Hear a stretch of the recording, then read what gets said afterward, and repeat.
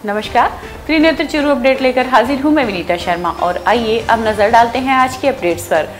चूरू नगर परिषद सभागार में आज नगर परिषद के कर्मचारियों, मैनेजर, जमादारों व पार्षदों आदि की सफाई व्यवस्था को लेकर सभापति पायल सैनी ने एक बैठक ली। सभापति सैनी ने बारी बारी से सभी पार्षदों से उनके वार्डों में सफाई व्यवस्था के बारे में जानकारी ली। उन्होंने कहा कि शहर के सभी वार्डों में आपके सहयोग से सफाई व्यवस्था को बिना किसी राजनीति से किया जाएगा। इस कार्य में कोई भी पार्षद कोई राजनीति नहीं करेगा। अब हमें शहर में सफाई व्यवस्था सुधारनी है। सभापति ने कड़े शब्दों में सभी कर्मचारियों को बोला कि सफाई में कहीं भी भ्रष्टाचार नहीं होना चाहिए, अन्यथा उसको नौकरी खोनी पड़ेगी। सभापति सैनी ने ऑटो टिपर के ठेकेदार को निर्देश दिया है कि आप जब भी वार्ड में ऑटो टिपर लेकर जाएं तो रोजाना वार्ड पार्षद के हस्ताक्षर करवाकर लेकर आएं। इस दौरान प्रतिपक्ष नेता विमला गढ़वाल, एओ चौनाराम, ऑपरेटर सुनील शर्मा आदि मौजूद थे। रतनगढ़ के अशोक स्तंभ स्थित दादू द्वारा आश्रम में आज बजरंग लाल गीता देवी मुरारका की स्मृति में 7 दिवसीय निःशुल्क एक्यूप्रेशर चिकित्सा शिविर का शुभारंभ महंत देवादास महाराज, विधायक अभिनेश महर्षि व राजकुमार मुरारका ने किया। इस दौरान महंत ने कहा कि जरूरतमंदों की चिकित्सा करना पुण्य का कार्य है। विधायक महर्षि ने निःशुल्क चिकित्सा सेवा को मानवता की सच्ची सेवा बताया। उन्होंने मौसमी बीमारियों के प्रति भी लोगों को जागरूक करते हुए शिविर आयोजक मुरारका परिवार का आभार प्रकट किया। शिविर आयोजक मुरारका ने बताया कि 2 से 8 सितंबर तक चलने वाले शिविर में एक्यूप्रेशर पद्धति से कई रोगों का उपचार विशेषज्ञ विनोद कुमार जाखिया व उनकी टीम के द्वारा किया जा रहा है।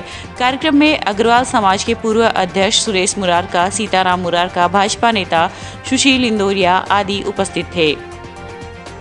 मेरे दादाजी और दादी जी के आशीर्वाद से उनकी स्मृति में मेरे पिताजी राजकुमार जी द्वारा ये कैंप लगाया जा रहा है और हमेशा दादाजी ने एक ही बात सिखाई थी, सेवा परमो धर्म है। उसी को मानते हुए पापा जी ने आज ये कैंप लगाया है। इस कैंप में एक्यूप्रेशर पद्धति द्वारा कई तरह के रोगों का इलाज किया जा रहा है। ज़्यादा से ज़्यादा संख्या में इसका कैंप का फ़ायदा लेवें और इसमें इलाज करवाएं। इसका बहुत अच्छा ट्रीटमेंट है। पीछे पापा जी ने भी करवाया था, इसका बहुत बढ़िया रिजल्ट है। देश में बढ़ती महंगाई के खिलाफ आगामी 4 सितंबर को कांग्रेस की ओर से नई दिल्ली में प्रस्तावित हल्ला बोल महारैली को सफल बनाने को लेकर चूरू कांग्रेस ब्लॉक अध्यक्ष अबरार खान की अध्यक्षता में आज बैठक का आयोजन किया गया। इस दौरान केंद्र सरकार की जन विरोधी नीतियों का एकजुट होकर विरोध करने और हल्ला बोल महारैली में अधिक से अधिक संख्या में शामिल होने का आह्वान किया गया। इस दौरान कार्यकर्ताओं को संबोधित करते हुए पीसीसी सदस्य रणजीत सातड़ा ने कहा कि पिछले 8 साल में कुछ काल्पनिक मुद्दों के सहारे लोगों का ध्यान भटकाया जा रहा है और रोजगार, गरीबी, महंगाई और विकास जैसे मसलों को विमर्श से गायब कर दिया गया है। गरीब कमजोर वर्ग के लिए 2 वक्त की रोटी का जुगाड़ करना मुश्किल हो गया है। केंद्र सरकार की जन विरोधी नीतियों ने आम आदमी की कमर तोड़कर रख दी है और केवल चंद उद्योगपतियों के घर भरे जा रहे हैं। खाद्य पदार्थों पर भी जीएसटी लगा दी गई है। पेट्रोल, डीजल, गैस सिलेंडर, खाद्य तेल आदि सभी जरूरत की वस्तुओं के दाम बेतहाशा बढ़े हैं। देश में मजदूर, कमजोर वर्ग दयनीय स्थिति में है। इन गलत आर्थिक नीतियों के विरोध में कांग्रेस नेता राहुल गांधी, राजस्थान के मुख्यमंत्री अशोक गहलोत, पीसीसी अध्यक्ष गोविंद डोटासरा के नेतृत्व में जो महारैली दिल्ली में आयोजित की जा रही है, जिसमें चूरू से हजारों की संख्या में कार्यकर्ताओं को उपस्थित होकर केंद्र सरकार का विरोध करने का आह्वान किया गया। इस दौरान नगर परिषद के उप सभापति प्रतिनिधि रमजान खान, अनुसूचित जाति जनजाति प्रकोष्ठ के जिलाध्यक्ष विद्याधर मेघवाल, कांग्रेस नेता महेश मिश्रा आदि मौजूद रहे। तारानगर तहसील के गांव सात्यू के ग्रामीणों ने आज उपखंड अधिकारी तारानगर को गांव की पेयजल समस्या के समाधान के लिए ज्ञापन सौंपा। जल एवं स्वास्थ्य समिति के अध्यक्ष विजेंद्र सिंह स्वामी ने बताया कि तारानगर से हड़ियाल बनने वाली सड़क के कारण गांव सात्यू की पेयजल लाइन पूरी तरह क्षतिग्रस्त हो गई है, जिसकी वजह से गांव सात्यू में 1 महीने से पेयजल की सप्लाई नहीं हो पा रही है। इस मौके पर राकेश जांगिड़, संजय दर्जी, काशीराम स्वामी आदि मौजूद रहे। सात्यू ग्राम वासियों के साथ मिलकर एसडीएम साहब से चर्चा की है कि सात्यू ग्राम के अंदर जो पीडब्ल्यूडी द्वारा सड़कें बनाई जा रही है, उस सड़क के ठेकेदार ने पूरी पाइपलाइन को क्रैश कर दिया है। लगभग 2 किलोमीटर पाइपलाइन तोड़ दी है और पूरा गांव लगभग 2 महीनों से प्यासा बैठा है, पानी के बिना बैठा है। एसडीएम साहब को हमने अवगत कराया है कि आने वाले 1-2 दिन के अंदर ठेकेदार को, पीएचडी डिपार्टमेंट को, पीडब्ल्यूडी डिपार्टमेंट को बुलाकर उन लाइन को वापस सही किया जाए और पानी की सुचारू व्यवस्था की जाए। और साथ में एसडीएम साहब से हमने निवेदन किया है कि तुरंत प्रभाव से हमारे पूरे क्षेत्र की गिरदावरी की जाए। ये जो भयंकर अकाल है, किसानों की सारी फसल वर्षा के अभाव में जलकर नष्ट हो गई है, तो आप तुरंत प्रभाव से पूरे क्षेत्र की गिरदावरी कराएं। धन्यवाद। राजलदेसर भाजपा ने आज विद्युत कार्यालय में अधिशासी अधिकारी को ज्ञापन सौंपकर गौशाला बास की विद्युत सप्लाई ग्रामीण क्षेत्र से हटाकर शहरी क्षेत्र में करने की मांग की है। कार्यकर्ताओं ने ज्ञापन के माध्यम से अवगत कराया है कि गौशाला बास की विद्युत सप्लाई ग्रामीण क्षेत्र से हटाकर शहरी क्षेत्र में जोड़ा जाए, जिससे रेलवे लाइन के बाहर की बस्ती के लोगों को बार बार हो रही विद्युत कटौती का सामना न करना पड़े। पूर्व पालिका अध्यक्ष गोपाल मारू ने बताया कि शाम को 7 से लगाकर रात्रि 11 बजे तक इसके अलावा बीच बीच में बार बार कटौती की जाती है, जिससे उपभोक्ताओं को भारी परेशानी का सामना करना पड़ता है। इस मौके पर भाजपा नगर अध्यक्ष पवन बोथरा, ओबीसी प्रकोष्ठ नगर अध्यक्ष पवन प्रजापत, भाजपा पार्षद प्रतिनिधि विष्णु प्रजापत आदि मौजूद रहे। इसमें भारतीय जनता पार्टी के कार्यकर्ता और रेलवे क्रॉसिंग के पार के बस्तियों के लोगों ने एन साहब को ज्ञापन दिया। एनएच के जो भी बस्तियां हैं रेलवे क्रॉसिंग के पार अघोषित विद्युत कटौती ट्रिपिंग इतनी ज्यादा हो रही है, कम से कम 15-15 घंटा ट्रिपिंग हो रही है उस एरिया में। इसलिए हमने एन साहब को ज्ञापन दिया। एन साहब का ये कहना है कि भाई मैं कोशिश करूंगा, लेकिन मेरे पास बिजली नहीं है। और हमने कहा कि आप या तो गौशाला फीडर से जोड़ दो, तो इनका कहना है कि 1-1.5 महीने में जो अपने जेगणिया वाला जीएसएस है वो तैयार हो जाएगा, फिर मैं उस एरिया को उसमें जोड़ दूंगा। लेकिन हमें ये लग रहा है कि उत्तर आशाजनक नहीं है। तो हमने कहा कि साहब अगर हफ्ता 10 दिन में आप ये इसको व्यवस्थित न करते हो तो हम यहाँ पे धरना प्रदर्शन करेंगे। पर उसमें पूरा कस्बा शामिल होगा, क्योंकि बिजली बिलों में इतनी ज्यादा वृद्धि होकर आ रही है और आप बिजली बिल्कुल हमें नहीं दे रहे हो। 15-15 घंटा की कटौती। आप सोचो इस गर्मी के हालात में क्या बच्चों के क्या हालात हो गए, लोगों के मशीनरी चल रही है, घरों में कितना काम, आज हर आदमी बिजली पे डिपेंड है। स्थिति बड़ी भयानक हो रही है। इसलिए हम एन साहब को हमने ये कहा है, पूरी बस्ती के लोगों ने, भारतीय जनता पार्टी के कार्यकर्ताओं ने, कि भाई आप 1 हफ्ता या 10 दिन में कुछ सॉल्यूशन करो, अदरवाइज हम आपके ऑफिस के आगे। अभी सूरतगढ़ थर्मल की 2 यूनिट बंद हो जाने की वजह से बिजली का संकट गहराया है और इस संबंध में विभागीय स्तर पर प्रयास कर लोड मैनेजमेंट के लिए 220 kV स्तर पर नोडल ऑफिसर्स की ड्यूटी लगी है। उसको बेस्ट मैनेजमेंट करके लोगों को ज्यादा से ज्यादा सप्लाई जाने की कोशिश की जाए।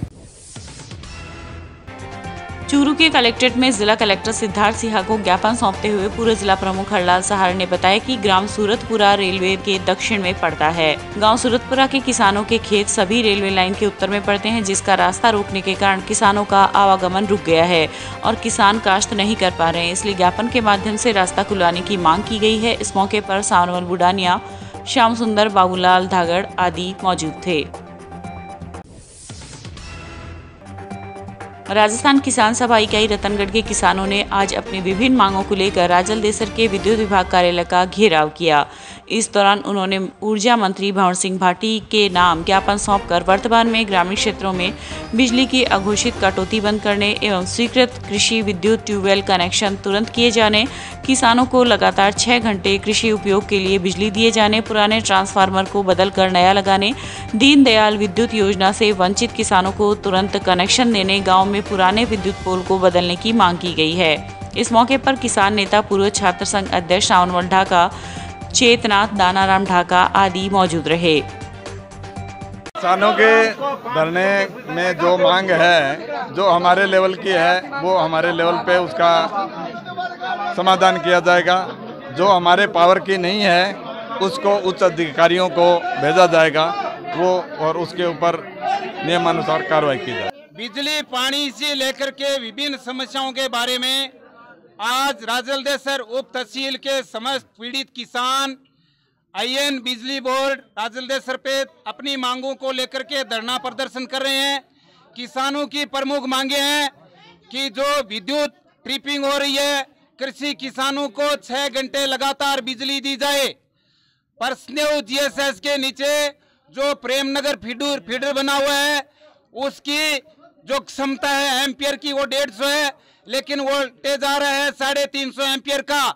इसलिए तुरंत प्रभाव से वहां पर दूसरा फीडर बना करके किसानों की समस्या दूर करे, और जब तक ये फीडर नहीं बने तब तक विभाग अपने स्थान पर कैसे भी करके किसानों को 6 घंटे लगातार बिजली दे और किसानों की जो फसल है उसको जलने से बचाए।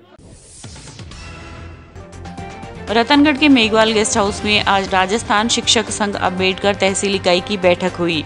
जिला संयुक्त मंत्री राकेश कुमार नायक, अजाक तहसील अध्यक्ष अशोक आलड़िया, व्याख्याता शिव कुमार गाडगिल के सानिध्य में हुई बैठक में तहसील अध्यक्ष शिवाराम मेघवाल ने कार्यकारिणी का विस्तार किया, जिसमें उपाध्यक्ष पद पर मोहनलाल मेहरा व संयुक्त मंत्री चुनीलाल सहित सभी को सर्वसम्मति से मनोनीत किया गया।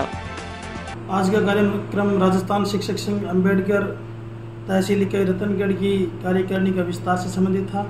इसमें तहसील इकाई के जो कार्यकारिणी का गठन है वो पूर्व में कर दिया था, लेकिन कुछ पदों पे रिक्तियां थी, उन पदों पे आज वो कार्यकारिणी का विस्तार करके उन्हें पूर्ण किया गया है। जैसे वरिष्ठ उपाध्यक्ष, संगठन मंत्री, संयुक्त मंत्री और जितने भी प्रतिनिधि थे प्रारंभिक शिक्षा के, उच्च माध्यमिक शिक्षा के, ये सारे प्रतिनिधियों की नियुक्ति की गई। और हमारे साथ आज अजाक तहसील अध्यक्ष अशोक जी आलड़िया, जिला संगठन मंत्री राकेश जी नायक और शिव जी गाडगिल, भंवर जी सामा वरिष्ठ उपाध्यक्ष और मंत्री नरेंद्र जी नायक, इन सभी के सहयोग से ये कार्यक्रम संपन्न हुआ। और मैं सभी को नवनियुक्त पदाधिकारियों को बहुत बहुत धन्यवाद देता हूँ और इन सभी को साधुवाद देता हूं कि आपके सहयोग से हमारा ये जो कार्यक्रम है वो शांतिपूर्ण संपन्न हुआ। आज का यही कार्यक्रम था। धन्यवाद। जिला कलेक्टर सिद्धार्थ सिहाग ने आज जिला परिषद सभागार में राजस्व अधिकारियों की बैठक में राजस्व से जुड़े विभिन्न प्रकरणों के साथ साथ जिले के विकास से जुड़े महत्वपूर्ण कार्यों व फ्लैगशिप योजनाओं का क्रियान्वयन सहित विभिन्न मसलों पर विस्तार से समीक्षा की और अधिकारियों को आवश्यक निर्देश दिए। बैठक में एडीएम लोकेश गौतम, सुजानगढ़ एडीएम भागीरथ साग, एसीईओ हरिराम चौहान सहित अधिकारीगण मौजूद रहे। इस दौरान जिला कलेक्टर सिद्धार्थ सिहाग ने सभी उपखंड अधिकारियों से कहा कि जिन लोगों की सामाजिक सुरक्षा पेंशन, बैंक डिटेल आदि अपडेट नहीं होने के कारण रुक रही है, उनकी डिटेल अपडेट करवाकर पेंशन शुरू करवाएं। सर्वे के दौरान चिन्हित पात्र विधवा महिलाओं को पालनहार का लाभ दिया जाना सुनिश्चित करें। उन्होंने अधिकारियों से कहा कि राजस्व प्रकरणों का समयबद्ध निस्तारण करें और अतिक्रमण के प्रकरणों का निष्पक्ष व प्रभावी ढंग से निपटाएं। वहीं जिला कलेक्टर ने मुख्यमंत्री निःशुल्क दवा योजना, मुख्यमंत्री चिरंजीवी स्वास्थ्य बीमा योजना, पीएम किसान निधि में KYC अपडेशन आदि बिंदुओं पर विस्तार से चर्चा कर निर्देश प्रदान किए। रक्तदान महादान है और इस कार्य के लिए क्षेत्र की स्वयंसेवी संस्थाएं समय समय पर क्षेत्र में शिविर भी आयोजित कर जरूरतमंदों को रक्त की उपलब्धता करवाती है। लेकिन कभी कभार ऐसा समय भी आता है कि जब अस्पताल में भर्ती रोगी को तुरंत रक्त की आवश्यकता होती है और उस ग्रुप का ब्लड अस्पताल प्रशासन के पास उपलब्ध नहीं होता। ऐसे में वे लोग आते हैं जो बिना किसी स्वार्थ के जरूरतमंद को अपना रक्तदान कर वापस भीड़ में गुम हो जाते हैं। रतनगढ़ अंजनी माता मंदिर के पास बिल्डिंग मटेरियल का व्यापार करने वाले 36 वर्षीय युवक अनिरुद्ध दायमा ने 2004 से अब तक दर्जनों बार अपने रक्त का दान किया है। दायमा को जब भी किसी जरूरतमंद का फोन आता है तो वे बिना समय गंवाए अस्पताल पहुंच जाते हैं तथा अपने रक्त का दान करते हैं। वहीं क्षेत्र में ईगल फाउंडेशन के नाम से संचालित संस्थान के जिला अध्यक्ष सुभाष सोनी भी इस कार्य में पीछे नहीं है। जब भी उन्हें पता चलता है कि अस्पताल में भर्ती रोगी को ब्लड की आवश्यकता है तो वे अस्पताल पहुंचकर इस कार्य को बिना किसी स्वार्थ के पूरा करते हैं। फाउंडेशन चुरू जिला अध्यक्ष और अपने ये रतनगढ़ के अंदर ये हमारी जो संस्था है सामाजिक सेवा जो सामाजिक काम करती है, सबसे पहले हमने काम किया था रक्तदान शिविर का अपने हॉस्पिटल के अंदर। तो उसके अंदर 27 यूनिट ब्लड एकत्रित हुआ था और उसके बाद हमने की राजकीय अस्पताल में हम रोजाना जरूरतमंदों को रक्त उपलब्ध करवाते हैं। निस्वार्थ भाव से हम लोगों की सेवा करते हैं। कितने बार रक्तदान शिविर? कम से कम 70 से 80 बार रक्तदान शिविर कर चुके हैं। उसके अंदर हमने रक्तदान किया है। हमारी टीम है ईगल फाउंडेशन, उसके अंदर हमारे युवा साथी हैं जो रोज़ हॉस्पिटल के अंदर जाते हैं। हमारे पास फ़ोन आते हैं वो जो आसपास के गाँवों से, देहात से जो डिलीवरी केसेस आते हैं उनकी हम निस्वार्थ भाव से सेवा करते हैं। आपने पहली बार रक्तदान कितनी उम्र में किया था? पहली बार रक्तदान मेरे जन्मदिन के उपलक्ष्य में हमने किया था राजकीय चिकित्सालय अस्पताल के अंदर, जिसके अंदर चुरू से दीपिका जी सोनी आए थे ये हमारे मेहमान थे, उसके अंदर 27 यूनिट ब्लड हमने डोनेशन किया था।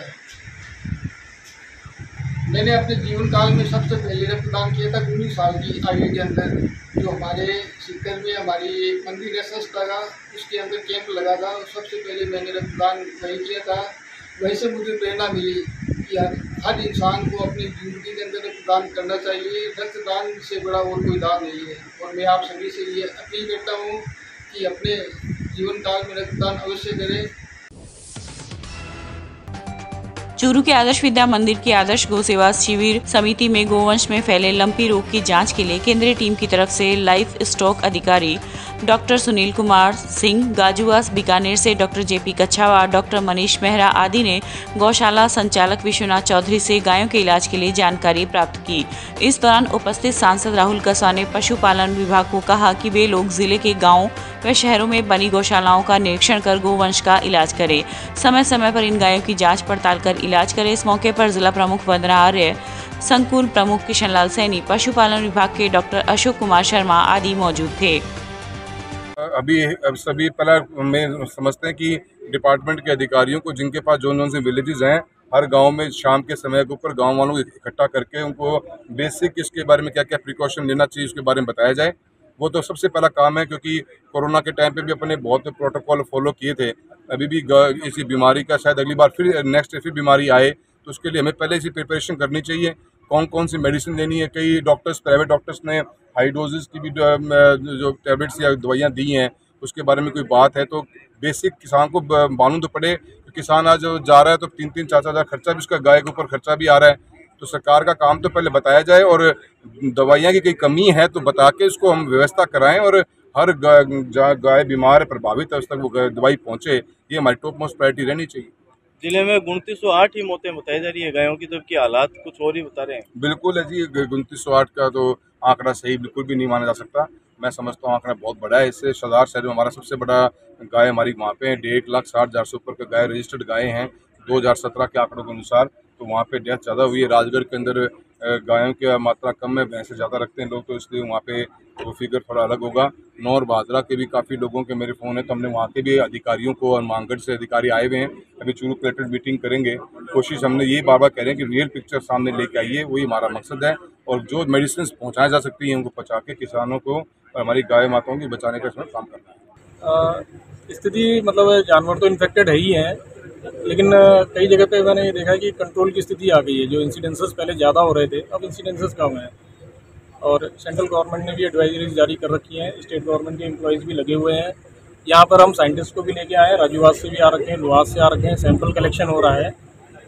और ये महामारी जैसे कोविड महामारी आई थी उसी तरीके से आई है, और हम सब मिल के काम कर रहे हैं। डिस्ट्रिक्ट एडमिनिस्ट्रेशन, स्टेट के साथ, सेंट्रल के साथ। सेंट्रल का पूरा सहयोग है। जो भी इनको फंड चाहिए, टेक्निकल सपोर्ट चाहिए, वो हम दे रहे हैं, और हम बहुत जल्दी इस पर कंट्रोल कर लेंगे। तारानगर तहसील के गांव सात्यू में चल रही राजीव गांधी ग्रामीण ओलंपिक खेल प्रतियोगिता का समापन आज विधिवत रूप से किया गया। राजकीय उच्च माध्यमिक विद्यालय सात्यू के कार्यवाहक प्रधानाचार्य रामनिवास सैनी ने संपूर्ण प्रतियोगिता की जानकारी देते हुए विजेता खिलाड़ियों को प्रशस्ति पत्र देकर सम्मानित किया। इस अवसर पर बड़ौदा ग्रामीण बैंक के मैनेजर कृष्ण कुमार सहारण, मनीराम कुलड़िया, रतनलाल स्वामी आदि उपस्थित रहे। भादरा के गांव जिगासरी बड़ी के राजकीय उच्च माध्यमिक विद्यालय के खेल मैदान में चल रही राजीव गांधी ग्रामीण ओलंपिक खेल प्रतियोगिता का आज समापन कार्यक्रम आयोजित किया गया। इस कार्यक्रम की अध्यक्षता संत आनंद गिरी महाराज ने की। कार्यक्रम में माकपा महासचिव जेपी ढाका, अर्जुन राम सामूता, मास्टर रामकुमार भाकर आदि उपस्थित रहे। इस अवसर पर 60 प्रतिभाओं को प्रमाण पत्र, 80 प्रशस्ति पत्र तथा 16 भामाशाहों को प्रतीक चिन्ह देकर सम्मानित किया गया। चूरू के परशुराम युवा मंच व मित्र परिषद की ओर से आज आरजेएस में चयनित शिखा शर्मा का अभिनंदन किया गया। इस मौके पर शिखा के गुरु महेंद्र सैनी व शिक्षा अधिकारी ब्रिजेंद्र दादीज का भी सम्मान किया गया। वक्ताओं ने शिखा की उपलब्धि को समाज व चूरू के लिए गौरव का विषय बताया। इस अवसर पर पूर्व सभापति विजय शर्मा, चंदनमल सारस्वत, कमल जालान आदि उपस्थित रहे।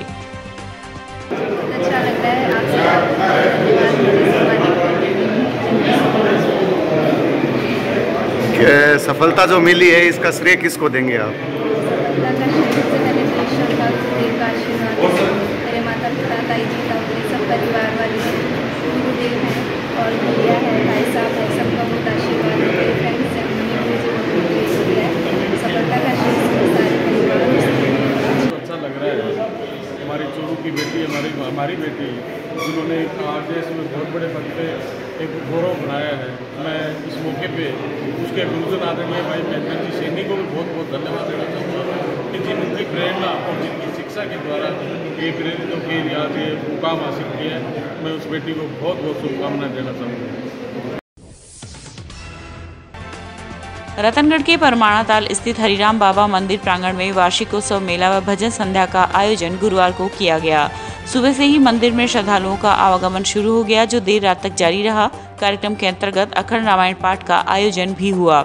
श्रद्धालुओं ने कच्चे दूध, नारियल व पताशे का भोग लगाकर मनौतियां मांगी। गुरुवार की रात मेघराज मारवाड़ी एंड पार्टी की गणेश वंदना से शुरू हुई भजन संध्या में रश्मि ओझा ने भजनों की प्रस्तुतियों के बल पर श्रद्धालुओं की खूब तालियां बटोरी।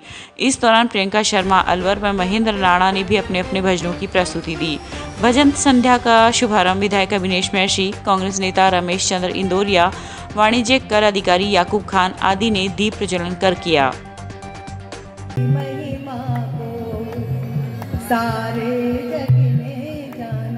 देखिए, राम का नाम है, इसे लेने में कोई संकोच नहीं होना चाहिए। सबसे बड़ी दौलत है जिसने राम का नाम कमा लिया है, समझ लीजिए सब कुछ कमा लिया है जिंदगी में, किसी और चीज की जरूरत नहीं पड़ेगी। उठा के दोनों हाथ बालाजी महाराज के लिए, दोनों हाथों की ताली बजाकर कहेंगे क्या? हरे राम हरे राम जपते हरे राम हरे राम जपते थे हनुमान, वो जपते थे हनुमान, जपते थे हनुमान, जपते थे हनुमान।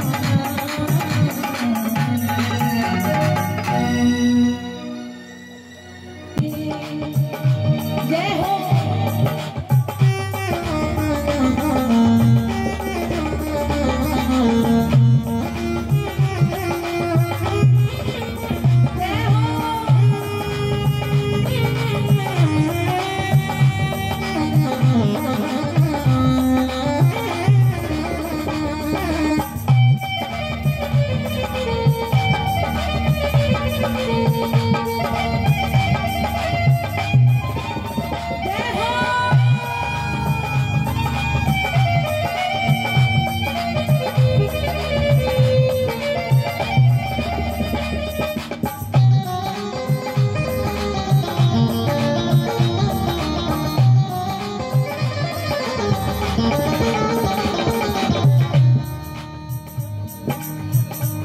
देखिए कभी ऐसा हुआ पीछे मुड़ कर जद जद देखो, पीछे मुड़ कर जद जद देखो, भर भर आवे आखड़ ली बाबा, भर भर आवे आखड़ ली जी बाबा, भर भर आवे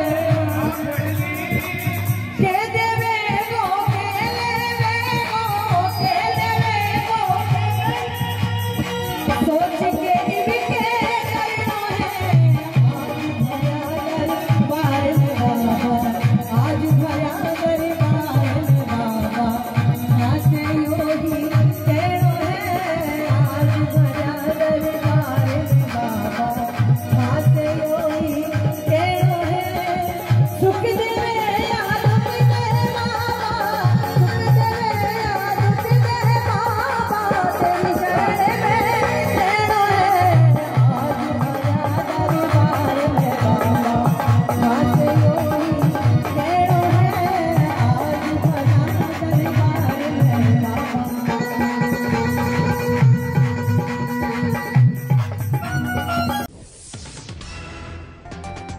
जिला मुख्यालय के निकटवर्ती गांव झारिया के सिद्धपीठ गोगाजी धाम पर 4 सितंबर रविवार अष्टमी व 5 सितंबर सोमवार नवमी पर चानना गुगोजी महाराज का 2 दिवसीय गोगाजी का मेला भरेगा। धाम के भक्त ओम प्रकाश स्वामी ने बताया कि धाम पर रंग रोगन, विद्युत व्यवस्था, जल व्यवस्था व साफ सफाई का काम अंतिम चरण में चल रहा है। जिले के निकटवर्ती गांव झारिया की सिद्धपीठ गोगामेड़ी धाम पर आगामी 4 सितंबर रविवार को अष्टमी और 5 सितंबर सोमवार को नवमी पर 2 दिवसीय गोगा जी महाराज का विशाल मेला भरेगा, जो शेखावाटी अंचल का सबसे बड़ा ये ग्रामीण क्षेत्र का मेला है।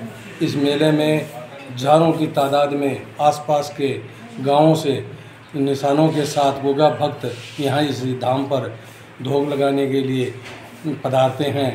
बाबा सभी की मन्नतें पूरी करते हैं और चांदन पक्ष में ये चांदना गोगा जी के नाम से प्रसिद्ध विख्यात झारिया गोगा जी धाम पर विशाल मेला भरेगा, जिसमें सभी श्रद्धालु भक्तों से आग्रह है कि इस मेले में आने वाले सभी श्रद्धालु भक्तों को शांति व्यवस्था को बनाए रखना है और गोगा जी के महाराज का दर्शन कर पुण्य के भाग्य बने।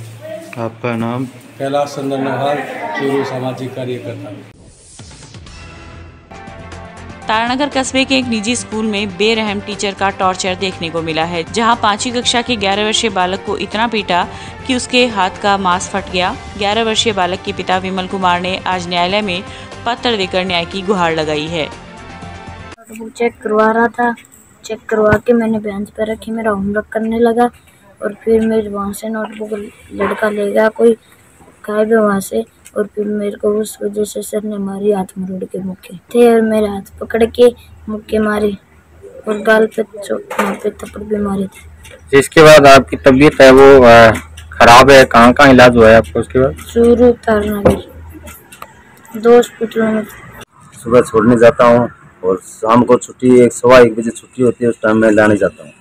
उस टाइम स्कूल से बच्चे जैसे ही बाहर आया तो रोते रोते हुए बाहर निकलते ही मैं बाइक पे बिठा के चलाया। मैं सोचा कि कोई आपस में बच्चे लड़े होंगे, कोई टीचर ने कुछ को मार दिया होगा।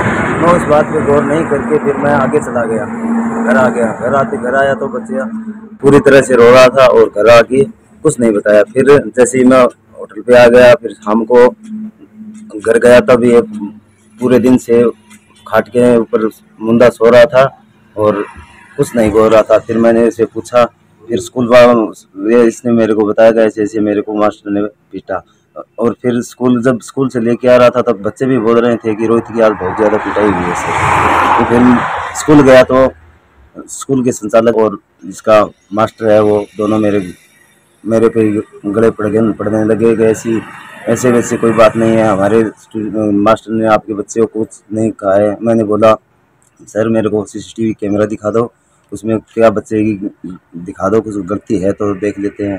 फिर वो दिखाने से इनकार कर दिया। फिर मेरे को वहाँ से ऐसे ही बोल के जहाँ कहीं भी शिकायत करेगा तो बच्चे की TC की लाल सही से बच्चे की TC काट देंगे और कहीं एडमिशन कराने के लायक नहीं रहेगा। फिर मेरे पास फ़ोन आया, ऑडियो रिकॉर्डिंग भी मेरे पास है इस बात की।